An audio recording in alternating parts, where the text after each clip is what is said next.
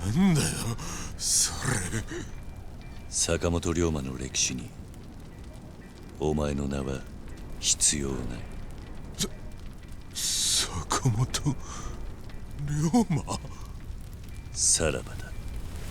Không còn những ánh đèn neon hay âm thanh náo nhiệt đô thị mà Tokyo đem tới, lần này Ryoga Gotoku Studio đã quyết định quay trở lại thời kỳ Edo đầy biến động và biến anh chàng Kiryu siêu ngầu của chúng ta trở thành một trong những samurai huyền thoại nhất Nhật Bản khi có một chuyến hành trình không thể nào quên được. Một quyết định táo bạo và đầy tham vọng. Tôi tự hỏi Ishin lần này sẽ đem tới những gì khi phiên bản 2014 trước đó không hề có một tia hy vọng được phát hành tới phương Tây.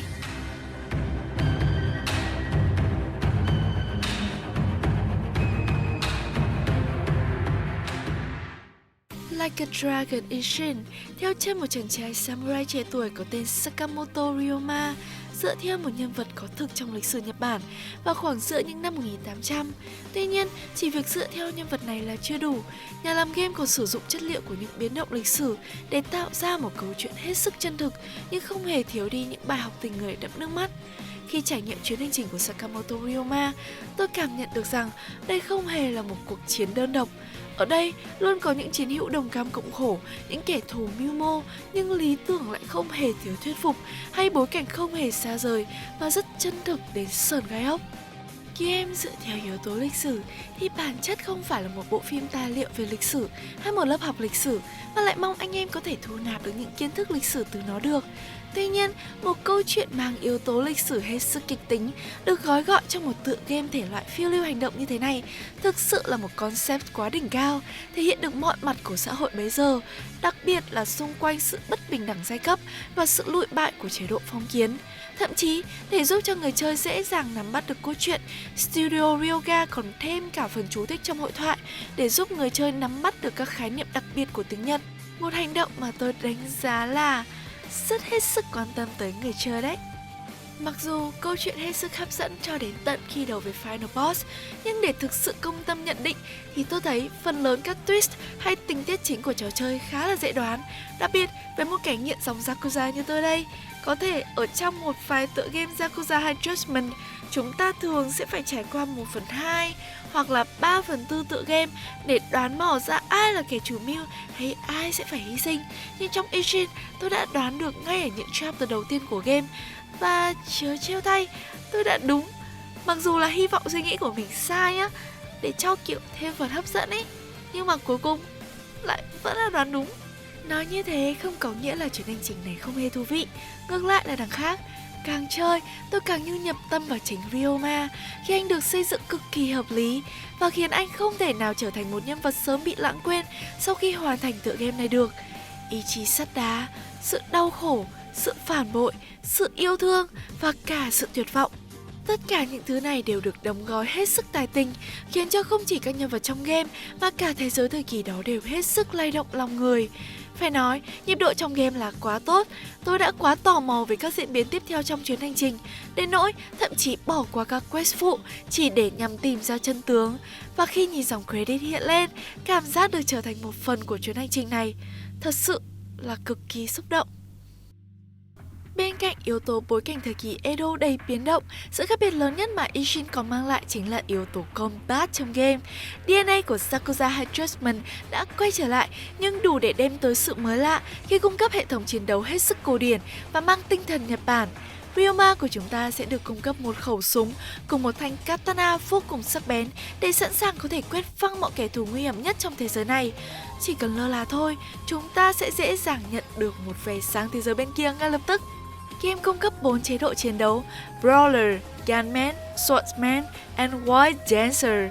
3 thể loại đầu có thể là những gì mà người chơi đã từng quen thuộc, nhưng Wild Dancer mới là thứ mà tôi chìm đắm nhiều nhất.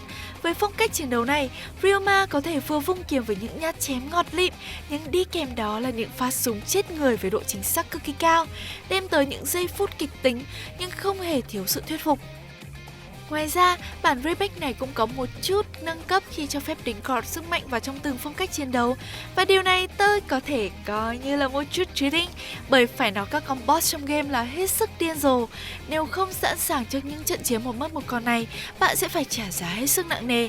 Nên tôi khuyên rằng nắm bắt combat và tập luyện chung với những tên du côn trên phố sẽ là một bước đi khôn ngoan. Remake về combat là thế, nhưng bối cảnh và không gian của game không hề thay đổi cấu trúc quá nhiều so với phiên bản 2014. Tuy nhiên, khi được khoác lên bởi lớp áo đến từ Unreal Engine 4 và loại bỏ cái filter vàng vàng, thì tựa game thực sự đã sở hữu một vẻ đẹp khó có thể chối từ. Map có thể không rộng như GTA hay là Red Dead Redemption, nhưng đây mới chính là công thức nghiện ngập mà Ryoga Kotaku giỏi nhất để giữ chân người chơi. Mọi khung cảnh và con người trong game đều rất chân thực và giúp tôi nhận ra thời kỳ Edo, có lẽ nó đúng là như vậy. Không khác gì như một bộ phim Samurai Yojimbo mà tôi đã từng xem của đạo diễn lừng danh Akira Kurosawa vậy. Bên cạnh đó, tựa game nếu thiếu đi những minigame thì đúng không phải là đứa con của Yakuza series rồi. Vậy nên, Ryoma của chúng ta sẽ phải lần lượt trổ tài để trở thành một người văn võ song toàn khi anh lần lượt thể hiện mọi kỹ năng trong các hoạt động như karaoke này, múa quạt này, đua gà và thậm chí là cả chém đạn pháo nổ. Mọi ý tưởng tưởng chừng như điên rồ và ngờ nghệch nhất thì studio này cứ cho vào và muốn chúng ta phải quên đi những căng thẳng trong câu chuyện chính. Nói như thế không có nghĩa là chúng chỉ đơn giản để giết thời gian, mà cũng đòi hỏi mọi giác quan nhạy bén y hệt như lúc chiến đấu vậy. Và nếu muốn trở thành một samurai toàn diện thì bạn biết bạn sẽ phải cố gắng như thế nào rồi đấy. Mặc dù câu chuyện có thể thiếu một chút yếu tố bất ngờ giật gân như những người tiền nhiệm trước đó của series Yakuza, hay sở hữu một số con boss có độ khó quá vô lý, thì tôi lại yêu thích hết những gì mà Ishin đã đem lại. Một tựa game nhìn qua tưởng chừng ngớ ngẩn và hài hước, nhưng ẩn đằng sau là một chuyến hành trình hết sức kịch tính và giàu cảm xúc. Nó khiến cho chúng ta đắm chìm trong những giây phút không thể nào quên và chỉ muốn tận hưởng đến giây phút cuối cùng mà thôi.